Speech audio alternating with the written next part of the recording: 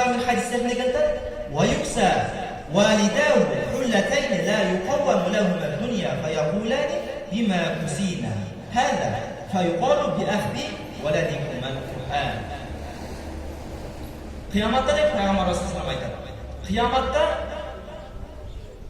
ata-eneге şunday bir tacı kiygiziladi. Eğer al tacı bu жашоого жаралынган болсо, ошол жашоодо ошол тажы болгондо, анда бул дүйнөнүн бардыгын нурга бөлөп коймок. Күндүн нурунан дагы тактап айтканда, нурдура кайсы бир ата-энелерге тажы кийгизилет.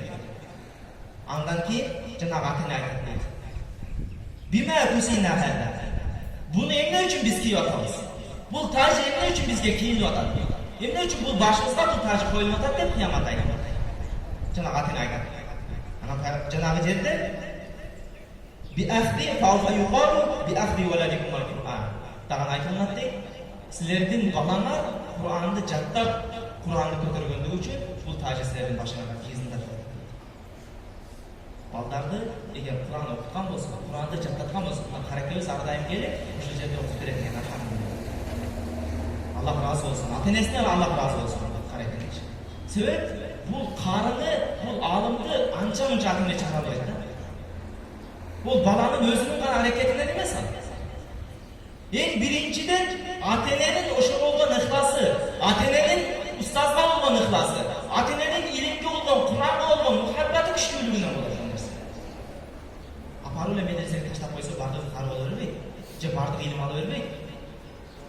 Балким ата-эне ошого ыхлас менен, чын жүрөктөн ошого аракет кылып, дайым дуада болот, я Рабби, мен ушул баламды ушул жерге алып барып окуттум эле.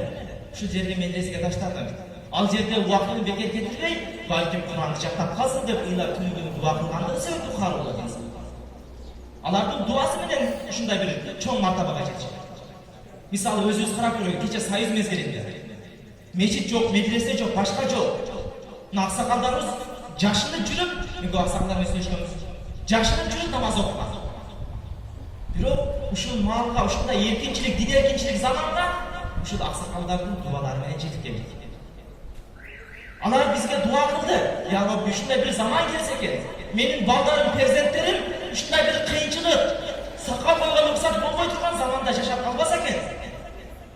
Балким мечит медреселер ачылса экен деп, ушул аксакал аталарыбыздын, бабаларыбыздын дуасы менен келдик ушул нерсе. Ушундай дин эркинчилик.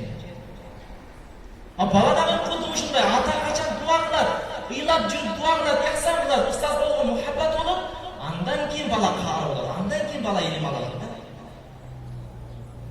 Жана айтты, жана Пайгамбарыбыздын хадисинде, ошондой мээнет үчүн атага, ата-энеге ошондой мээнет үчүн кыяматта күндүн нурунан дагы нурдуу болгон тажы кийгизилет экен. Эми айтылды да. Эми ушундай ата-энесине ушунча урмат болсо, анда ал кары баланы өзүнө канчалык урмат экен. Канчалык урмат көрсөткөн экен. Ата-энесине ушунча урмат көрсөткөн.